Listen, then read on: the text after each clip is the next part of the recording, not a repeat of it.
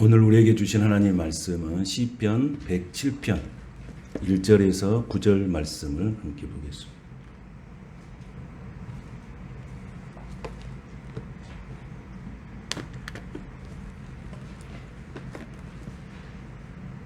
시편 107편 1절에서 9절 말씀 같이 한 목소리로 같이 봉독하겠습니다.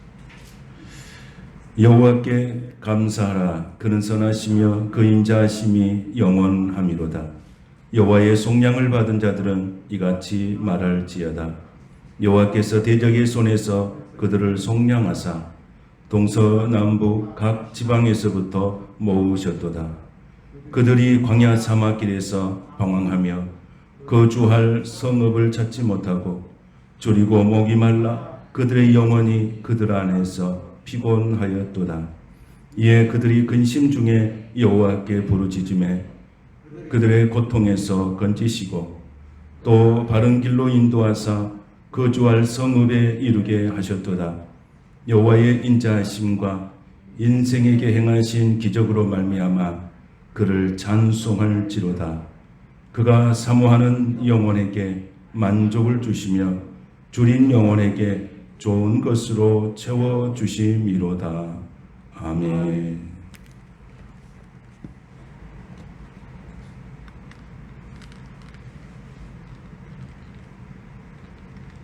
안 꺼집니까?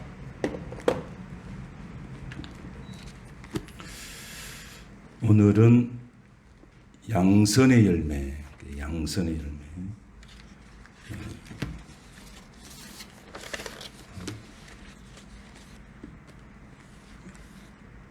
지난 시간에는 무슨 열매였죠?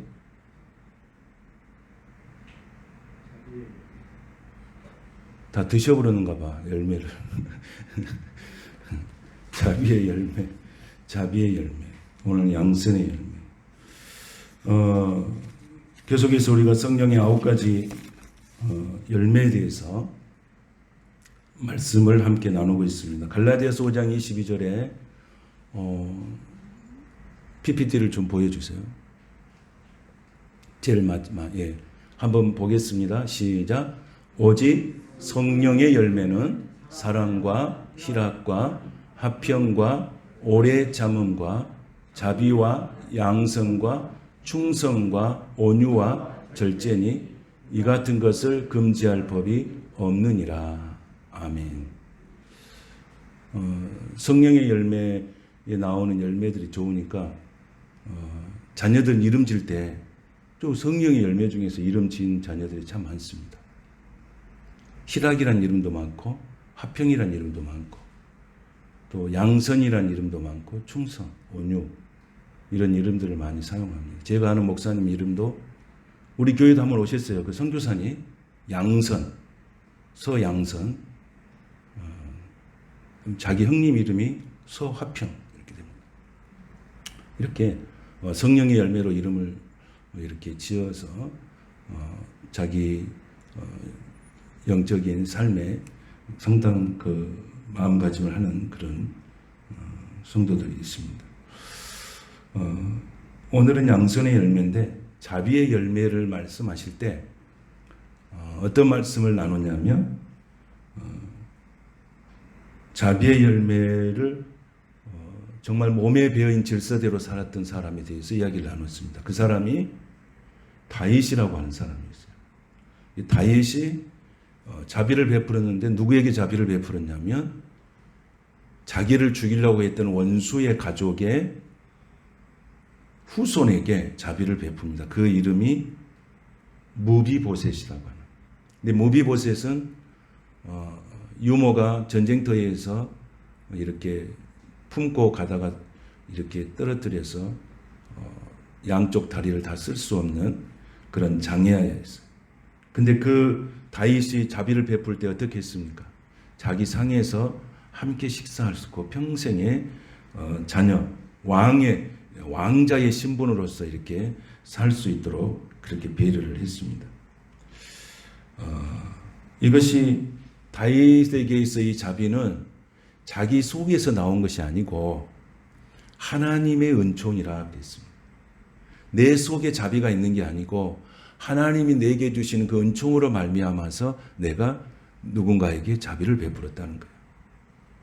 오늘 우리가 누구에게 자비를 베푼다고 하는 것은 내게 있는 것으로 내가 다른 것이 주는 게 아니고 하나님께서 내게 주신 은혜로 말미암아서 내 속에서 다른 사람에게 자비를 베푸는 거예요. 우리는 뭔가 자기가 한다고 생각하지만은 결코 그렇지 않다는 것입니다.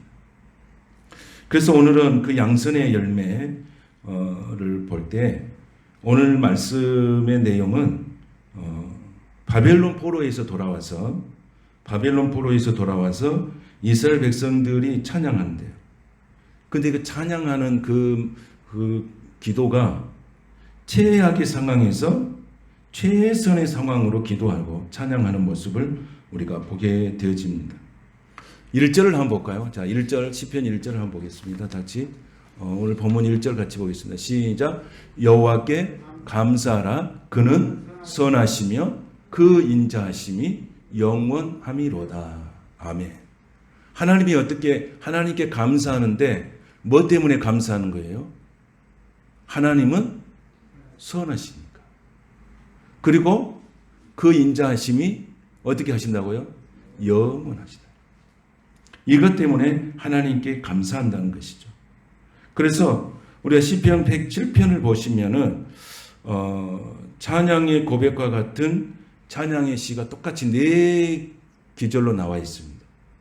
4기절로 나와 있는데 그 4기절마다 하나하나의 사건들이 있습니다. 자, 먼저 똑같은 내용의 말씀 8절을 한번 볼까요? 시편 107편 8절 말씀. 자, 시작. 여호와여 인자하심과 인생에 행하신 기적으로 말미암아 그를 찬송하리로다. 자, 그 다음에 이제 여기는 없습니다. 성경을 지금 보세요. 15절을 보십시오. 107편 15절 시작. 여호와의 인자하심과 인생에게 행하신 기적으로 말미암아 그를 찬송할지로다.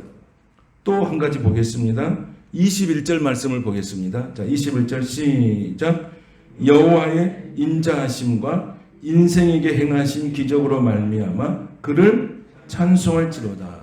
자, 마지막으로 한번 보겠습니다. 31절 시작.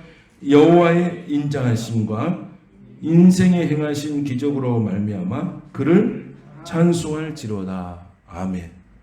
공통점이 있죠. 뭐가 공통점이에요?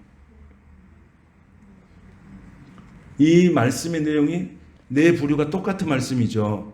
이 똑같은 말씀인데 사건은 약간씩 다른데 상황에 따라서 약간씩 다르게 표현이 되어 있는데 그 말씀의 승리, 최악의 상황에서 최선의 상황으로서 하나님께서 인도하실 때에 이들이 고백하는 말이 뭐냐면 여호와의 인자하심과 인생에 행하신 기적으로 말미암아 그를 찬송할지로다. 이게 간증의 노래입니다. 오늘 그러면 말씀을 이렇게 이제 좀 세부적으로 볼 수 있도록 그렇게 하겠습니다. 그럼 첫 번째 상황은 어떤 상황인가? 첫 번째 상황은 우리가 4절에서 7절까지 말씀이거든요. 근데 이 상황이 무슨 말씀의 내용이냐면은 광야에서 방황할 때입니다. 광야에서 방황할 때에 고백한 찬양이에요. 4절만 먼저 한번 볼까요? 4절 시작. 그들이 광야 사막길에서 방황하며 거주할 성읍을 찾지 못하였다라고 말합니다. 광야의 사막길에서 뭐 하지 못했다고요? 거주할 성읍을 찾지 못했다. 방황하고 계신 거예요. 우리가 방황을 왜 하느냐 하면 거주할 성읍을 찾지 못했을 때 방황하는 거예요. 그 거주할 성읍이 어떤 사람이면 직업이 될 수도 있어요. 어떤 사람은 그것이 사업이 될 수가 있어요. 어떤 사람은 내가 직장이 될 수가 있어요. 어떤 사람은 자기가 사는 집이 될 수가 있어요. 그런데 오늘 이스라엘 백성들이 뭐 했다는 거예요? 그 사막에 그래서 방황하면서 거주할 성읍, 항상 불안전한 생활을 했다고 하는 거예요. 그래서 4절 말씀에 그 말씀이 굉장히 아프게 그들이 고백하고 있습니다. 사막의 길에서 방황하며 거주할 성읍을 찾지 못했다. 여러분, 우리가 살아가는 인생의 삶 가운데서 집 없는 서러움을 여러분 혹시 경험하셨습니까? 우리가 인생에 살아가는 삶의 길 가운데서 직장이 없어서 고통을 당할 때가 있었습니까? 내가 살아온 인생의 길에서 때로는 사업에 실패해서 울부짖을 때를 경험해 본 적이 있으십니까? 오늘 이스라엘 백성들이 사망의 길에서 방황하며 거주할 성읍을 찾지 못했다는 것은 바로 그와 같은 모습을 우리에게 보여주고 있는 것입니다. 이번에 서울 지역에 엄청난 비가 내렸습니다. 수도권 지역에. 근데 반지하에 살았던 4분이 살았는데 신체적으로 제 어려운 환경에 있는 4분이 살았는데 3분이 생명을 잃었다는 뉴스를 우리가 접했습니다. 그런데 정치인들은 거기 가서 무슨 말을 했습니까? 반지하를 없애버려야 된다. 그랬습니다. 여러분, 반지하에 사는 사람이 서울 시민의 5%예요.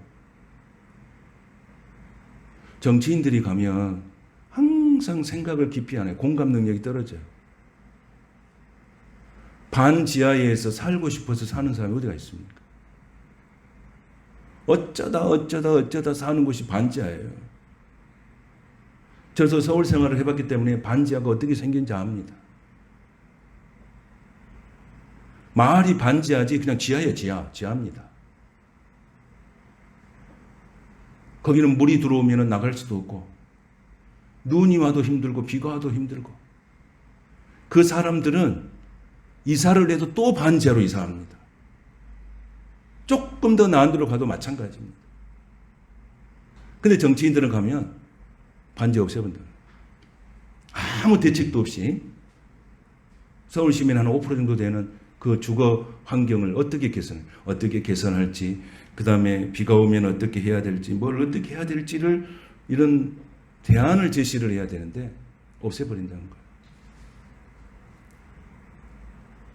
그 사람들은 거기서 살면서 얼마나 많은 고통 속에 살게 해요. 그 사람들은 거주할 성읍을 찾지 못해서 애통하면서 사는 사람이에요.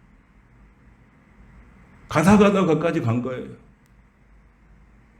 근데 정치인들은 공감 능력이 없어요. 그거 없는 거예요.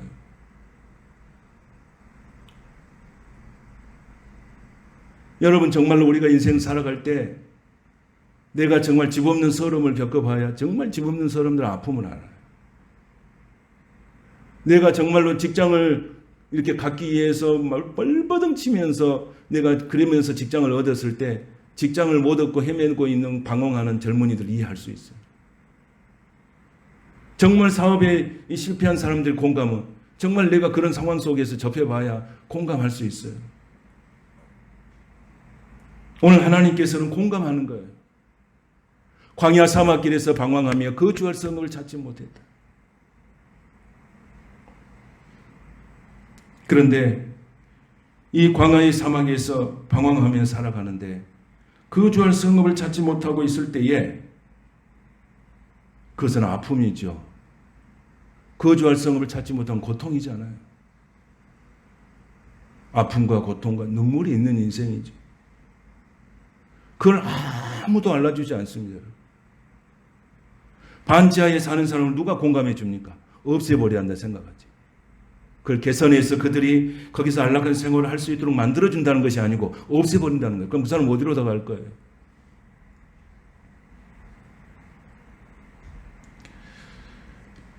그래서 우리가 이런 갈 바를 알지 못하고 방황하고 사막길에서 방황하는 그리고 거주할 성읍을 찾지 못하는 우리가 해야 될 일이 모르겠어요. 하나밖에 없습니다.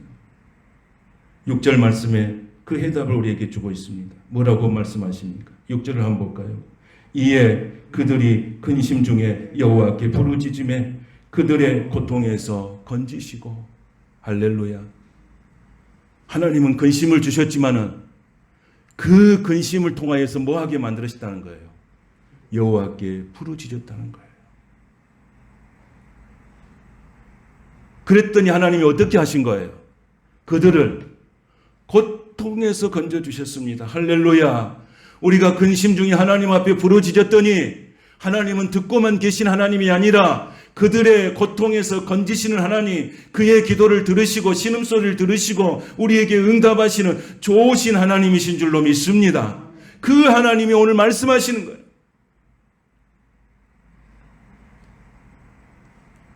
아직은 어떤 사업이 잘 된다든지, 뭐 주거할 공간 같은 집이 완벽하게 있다든지, 뭐 사업이 뭐 정말로 이렇게 잘 된다든지, 그런 작은 성취, 조그마한 성취, 이런 걸 가지고 정말 하나님 앞에 감사하는 기도죠. 그래서 7절 고백을 이렇게 말합니다. 7절을 한번 볼까요? 하나님께서 어떻게 합니까? 또 바른 길로 인도하사 거주할 성읍에 이르게 하셨도다. 아멘. 이스라엘 백성들이 뭘 찾지 못했습니까? 자기들이 거주할 성읍을 찾지 못했습니다. 여러분, 이것은 다양한 거예요. 직업일 수도 있고 사업일 수도 있고 집일 수도 있고 자녀일 수도 있고 뭐 미래일 수도 있고 여러 가지요. 그런데 하나님이 어떻게 하셨다고요? 그 근심 중에 여호와께 어떻게 하셨다고요? 부르짖었더니 하나님께서 바른 길로 인도하사 거주할 성읍에 이르게 하셨도다. 아멘. 우리 인생을 이렇게 인도하실 줄로 믿습니다. 지금 우리가 어쩌면 거주할 성을 찾지 못하여서 방황하는 영혼일 수 있습니다. 그런데 하나님은 우리에게 부르짖으라고 말씀하십니다. 그 부르짖음에 대한 결과는 거주할 성읍에 이르게 하신다고 하는 거예요. 그런데 하나님이 그렇게 해주셨어요. 그랬더니 하나님께 찬양하는 거예요. 8절에 뭐라고 합니까? 다 같이 여호와의 인자하심과 인생에게 행하신 기적으로 말미암아 그를 찬송할지로다. 우리의 고백이 돼야 됩니다. 이게 간증이에요. 내가 방황했는데 그 방황의 끝을 하나님이 허락하셔서 거주할 성읍을 허락하신 그 하나님을 향하여서 외치는 간증의 노래가 여호와의 인자하심과 인생에 행하신 기적으로 말미암아 그를 찬송할지로다. 두 번째는 어떤 때입니까? 죄의 사슬에 속박되었을 때입니다. 이 말씀은 10절부터 14절에 있는 말씀입니다. 여러분, 우리가 살다 보면은 예기치 않은 고난을 당합니다. 이번에도 수해를 보십시오. 걸어가다가 물에 떠날려서 생명을 잃은 사람, 얼마나 많은 고통받는 사람들이 많았습니까? 상상이나 했겠습니까? 그런데 우리의 인생은 이렇게 예기치 못한 일들을 경험할 때가 있다 이 말입니다. 그럴 때 우리가 어떻게 합니까? 우리는 꼼짝달싹할 수가 없어요. 어쩔 수가 없어요. 주저앉을 수밖에 없어요.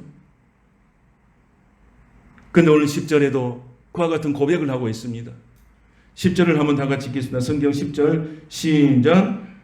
사람이 흑암과 사망의 그들에 앉으며 곤고와 쇠사슬에 매임은 이렇게 말합니다. 지금 그가 어떤 것이에요? 사람이 흑암과 사망의 그늘에 앉으며 곤고와 쇠사슬에 매여 있다고 했습니다. 이 인생이 얼마나 고통스럽습니까? 그런데 이 고통 속에 매여 있는 것이 사슬이 아니고 쇠사슬이라고 합니다.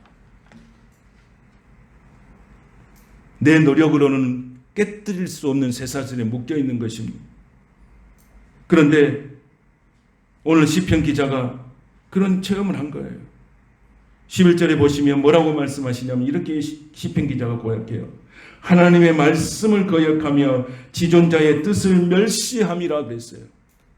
하나님의 말씀을 거역했고 지존자의 뜻을 멸시했다. 내가 죄의 쇠사슬에 묶여있는 것이 누구 때문이냐, 남 탓이 아니고 자신의 문제라고 하는 것을 발견하게 되는 거예요. 그게 내 문제였다는 거예요. 이것을 시편 기자가 발견해서 고백한 거예요.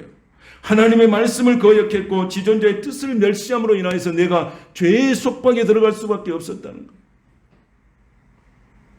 그것이 불순종의 사람을 사슬일 수도 있고 나쁜 습관의 중독일 수도 있습니다. 그런데 그 흑암과 그런 사망의 그늘에서 인도하여 내시고 그들을 얽어맨 줄을 어떻게 하셨자 14절에 보니까 끊으셨도다 그랬습니다. 끊으셨도다. 할렐루야. 끊으셨도다 그랬어요. 14절 말씀을 한번 보겠습니다. 시작. 흑암과 사망의 그늘에서 인도하여 내시고 그들의 얽어맨 줄을 끊으셨도다. 할렐루야. 하나님은 흑암을 끊으셨습니다. 사망을 끊으셨습니다. 질병을 끊으셨습니다.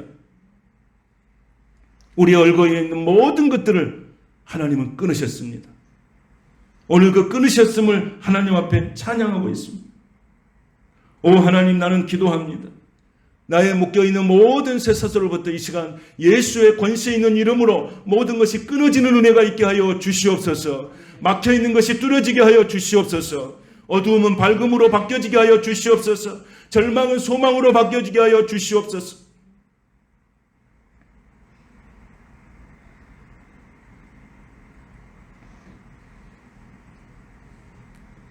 그러면서 이 끊어짐의 찬양을 하고 있어요. 하나님이 자기를 끊어지게 하셨다. 얼마나 그 고통 가운데 몸부림치는 인생의 삶의 희망 같은 소리입니까? 끊어졌다는 거예요. 하나님은 죄의 저주를 끊은 줄로 믿습니다. 죄의 저주를 끊으셨어요. 사망의 저주를 끊으셨어요. 믿습니까? 예수를 믿으면 가계의 저주가 끊어지는 것입니다. 예수를 믿으면 흑암의 저주가 끊어진 거예요. 질병의 저주가 끊어지는 거예요. 이 끊어진 거예요. 그래서 시편 기자는 다시 한번 찬양합니다. 어떻게 찬양하십니까? 우리가 15절을 다시 한번 보십시오. 15절 다 같이 시작. 여호와의 인자하심과 인생에게 행하신 기적으로 말미암아 그를 찬송할지로다. 할렐루야. 이 15절에 있는 말씀과 똑같은 말씀이에요. 오늘 이 말씀을 그냥 암송하세요. 여호와의 인자하심과 인생에 행하신 기적으로 말미암아 그를 찬송할지로다. 하나님께서는 이런 좋으신 하나님이십니다. 세 번째는 어떤 때입니까? 세 번째는 질병으로 죽게 되었을 때의 상황이라고 성경이 말씀하고 있습니다. 그 성경의 말씀의 내용은 16절부터 20절까지의 내용입니다. 우리가 인생을 살아가다 보면은 주변에서 종종 건강을 잃어버린 사람들을 만나게 됩니다. 제 주위에도 암투병하는 목사님이 계시고 암투병하는 사모님들이 계십니다. 그분들을 우리가 만나게 되면 내가 고민하고 내가 갈등하는 것은 어쩌면 너무너무 사치스러운 일이에요. 여러분, 암투병하는 그 환자도 힘들지만은 암투병하는 가족도 다 힘들어요. 그 앞에서는 내가 힘들다고 하는 말을 내뱉기가 어려운 거예요. 그분들은 너무너무 고통 속에 살고 있습니다. 그분들이 고백하는 말이 뭔지 아십니까? 내가 세상에서 뭔가 되겠다고 하는 게 아니에요. 내가 마음 놓고 음식 한번 먹어봤으면 좋겠다. 마음 놓고 내가 음식 한번 먹고 소화 좀 제대로 한번 시켜봤으면 좋겠다. 내가 그냥 활발하게 한번 걸어봤으면 좋겠다.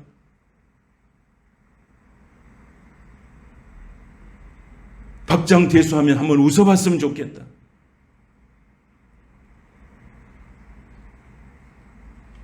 한번 내 손과 내 발을 가지고 움직여 봤으면 좋겠다. 그들이 가지고 있는 꿈은 그런 것들입니다. 최근에 발표된 논문 중에 그 숭실대 사회복지학부 연구팀에서 논문을 하나 발표했습니다. 그 논문을 보니까 죽음을 앞둔 말기암 환자들의 편지라고 하는 그런 내용의 논문이에요. 그런데 여기에 가족에게 전하고 싶은 말을 편지로 쓰게 만들었어요. 그 내용을 잠깐 보면 이런 내용들이에요. 세상 사람들이 다 암에 걸려도 나는 걸리면 안 되는 사람이란 소리를 들었다. 그래도 걸리는 건 보면 운명인가 보다. 이런 편지를 썼어요. 점점 하루가 길어지는 게 가장 힘들다. 그만하면 안 될까? 아침에 눈 뜨는 게 너무 괴롭다. 이렇게 갈 수가 있다고 느껴지니 집사람에게 잘못한 것이 가장 마음에 걸린다. 아파 보니 감사할 일이 투성이다. 왜 그동안 더 감사하지 못했을까? 왜 많은 사람을 사랑하지 못하며 살았을까? 모두 다 감사한다. 그리고 또 이런 내용이 있습니다. 다시 걷게 된다면 봉사하고 싶다.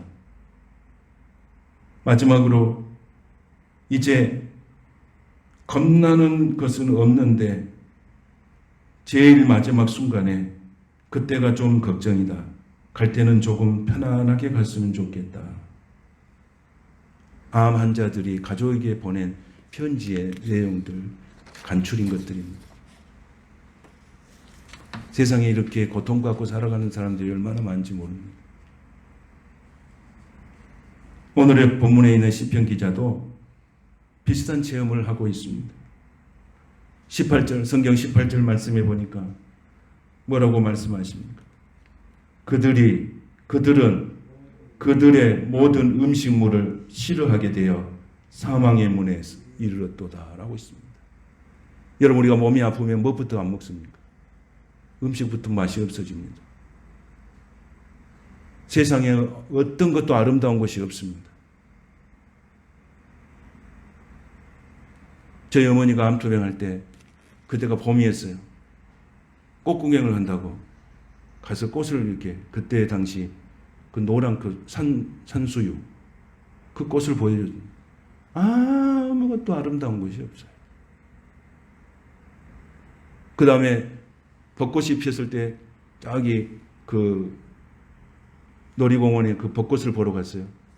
벚꽃을 보여줘도 아무런 느낌이 없어요. 사람이 아프고 그러면 음식도 맛이 없고 보는 것도 아름다운 것도 없고 웃음을 잃어버려요. 여러분, 울 수 있다는 거, 웃을 수 있다는 거, 마음껏 먹을 수 있다는 거, 꽃을 보면서 아름답다고 느낄 수 있는 것이 기적인 줄로 믿습니다. 우리는 그걸 감사하며 살아가야 돼요. 우리는 그걸 감사하지 않게 살아요. 오늘 여러분들이 이렇게 교회에 왔잖아요. 이렇게 교회에 올 수 있는 것이 얼마나 큰 은혜고 감사한지 몰라요. 내가 두 다리로 걸어 다닐 수 있다는 게 얼마나 감사한지 몰라요. 내가 말할 수 있다는 게 얼마나 감사해요.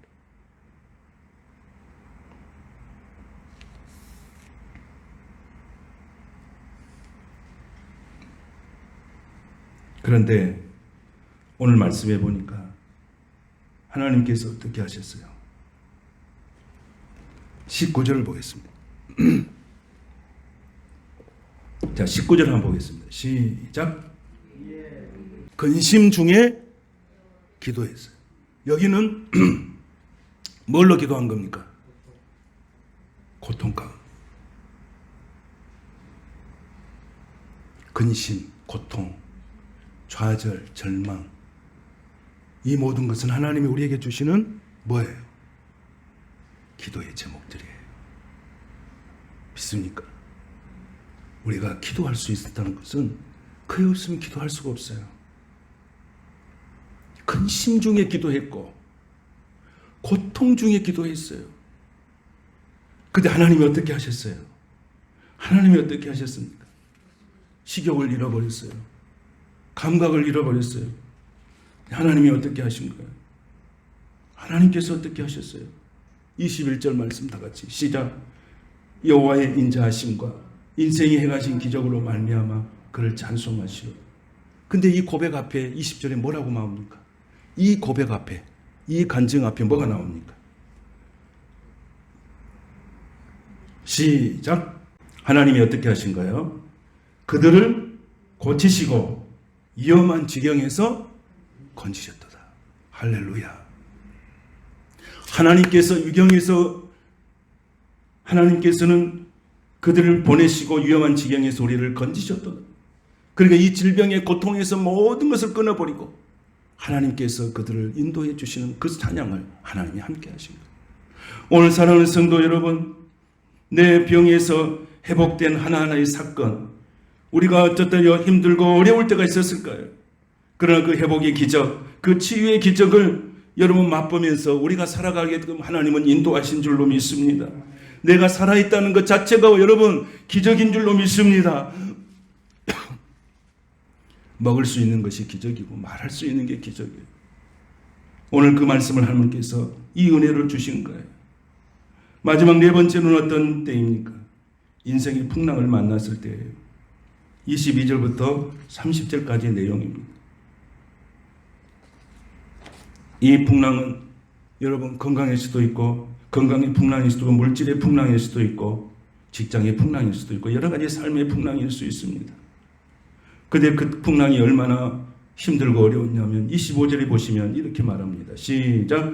여호와께서 명령하신즉 광풍이 일어나 바다 물결을 일으키는도다. 광풍이 일어나서 어떻게 한다고요? 광풍이 일어나서 어떻게 한다고요? 바다 물결을 일으킨다고 그랬어요. 얼마나 큰 풍랑이에요. 그런데 그걸로 끝나지 않아요. 26절에 보니까 그들이 하늘로 솟구쳤다가 깊은 곳으로 내려간 그 위험 때문에 그들의 뭐가 녹는다고요? 영원히 녹는다. 하나님께서 그를 어떻게 하셨는가? 이 혼돈의 삶 가운데서 하나님이 그들을 어떻게 하셨는가? 이 엄청난 풍랑 앞에서 하나님은 그들을 어떻게 하셨는가? 우리가 할 수 있는 일이 뭐예요? 이런 엄청난 풍랑, 이 고통의 시대에 우리가 할 수 있는 일이 뭐예요? 이 고통의 시대에 우리가 할 수 있는 게 뭐예요? 이 고통의 때에 우리가 하나님 앞에 부르짖어야 될 줄로 믿습니다. 여러분, 우리가 정말 이 고통의 때 우리가 해야 될 일은 하나님 앞에 부르짖는 일이에요. 근심 중에 부르짖었더니, 고통 가운데 부르짖었더니 하나님이 움직이신 거예요. 오늘 이 고통의 시대에 우리가 해야 될 일은 다시 하나님 앞에 부르짖고 나가는 거예요. 29절에 보면 이렇게 말씀하고 계십니다. 29절. 광풍을 고요하게 하사 물결도 잔잔하게 하시는도다. 할렐루야. 우리가 아무리 힘들고 어려운 길을 걸어갈지라도 하나님은 어떻게 하십니까? 잔잔하게 하시는 분이에요. 인도하시는 분이시요. 좋은 곳으로 인도하시는 분이에요. 사망의 음침한 골짜기라도 해를 두려워하지 않도록 주의 지팡이와 막대기에 우리를 푸른 초장으로 인도하시는 좋으신 하나님이세요. 그렇습니다. 광야의 사막의 길이나 또는 질병으로 인하여서 오는 고통이나 바다에서 만나는 풍랑이나 다 고통입니다. 그런데 하나님께서는 이 고통의 때에 이 약한 세상에서 여전히 하나님의 선하심을 우리에게 보여주고 계십니다. 하나님은 선하시다. 1절로 다시 돌아가겠습니다. 하나님은 어떤 하나님이세요? 하나님은 어떤 하나님이세요? 여호와께 감사하라. 그는 어떤 하나님이시다고요? 선하시며. 하나님이 선하시기 때문에 그 선하신 하나님을 찬양하는 우리들도 어떻게 해야 된다는 거예요? 선한 거예요. 이게 바로 선한 열매, 양선의 열매를 맺어가는 거예요. 우리는 누구를 닮아가는 거예요? 우리가 주님을 닮아가는 거예요. 왜? 주님은 선하시기 때문에. 아멘. 오늘 양선의 열매를 주신 하나님이에요. 내가 선하다, 너희도 선하라는 거예요. 내가 거룩하다, 너희도 거룩하게 살아라는 거예요.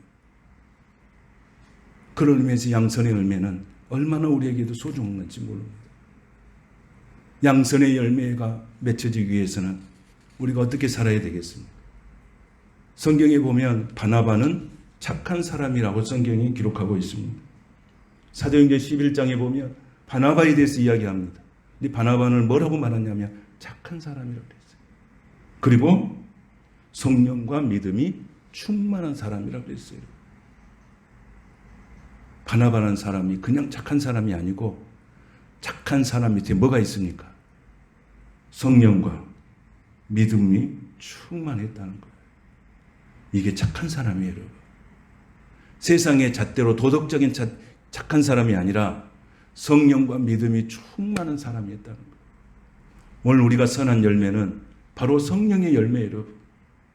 하나님께서 그 열매를 맺고 살라고 말씀하신 거예요. 그러나 내 의지로 맺어진 게 아니고 하나님이 역사해 주셔야 맺을 수 있는 열매가 바로 양선의 열매예요. 하나님은 선하십니다. 할렐루야. 하나님은 선하십니다. 그 선하신 하나님을 찬양합시다. 그 선하신 하나님을 찬양하는 저와 여러분은 양선의 열매를 맺어야 할, 반드시 양선의 열매를 맺고 살아가야 할 필요가 있다는 사실입니다. 마태복음 5장 16절에 이렇게 말씀하고 있어요. 이같이 너희의 빛이 사람 앞에 비치게 하여 그들로 너희의 착한 행실을 보고 하늘에 계신 너희 아버지께 영광을 돌리게 하라 그랬습니다. 뭘 보고요? 나의 뭘 보고? 착한 행실. 그 착한 행실은 어디서 나오는 것입니까? 하나님의 선하시는 그 선한 행위가, 그 하나님의 은총이 내게 임함으로 내 속에서 뭐가 나오는 거예요? 선한 행실, 착한 행실이 내 속에서 나오는 거예요. 이건 누가 주는 거예요? 하나님이 주신 것입니다. 내가 노력해서 공부해서 얻어진 게 아니고 하나님이 주신 거예요. 그 착한 행실을 하늘에 계신 너희 아버지께 영광을 돌리게 된다는 것입니다. 오늘 세상에 살아가는 모든 것들이 다 어지럽고 복잡한 세상에 살고 있습니다. 저와 여러분이 하나님이 기뻐하시는 열매, 다 중요한 열매들이에요. 오늘 말씀해 주시는 양선의 열매 더 깊이 묵상할 수 있기를 바랍니다. 왜냐하면 하나님이 선하시니까 너희도 선하라 그런 거예요. 하나님이 거룩하니 너희도 거룩하라고 그런 거예요. 그리고 너희의 착한 행실을 보고 믿지 않는 사람들 믿게 된다는 거예요. 오늘 그 은혜가 저와 여러분에 있게 되시기를 축복합니다. 기도하십시다. 하나님, 빛의 열매는 착함과 의로움과 진실함에 있는 줄로 믿습니다. 너희가 빛을 사람 앞에 비치게 하여 너희 착한 행실을 보고 하늘에 계신 너희 아버지께 영광을 돌리게 하라고 했습니다. 오늘 이 모든 성도들이 선한 열매 맺게 하여 주시옵시고 그 열매로 하늘에 계신 아버지께 영광을 돌리는 믿음의 삶이 되게 하여 주시옵소서. 예수님의 이름으로 축복하며 기도하옵나이다. 아멘.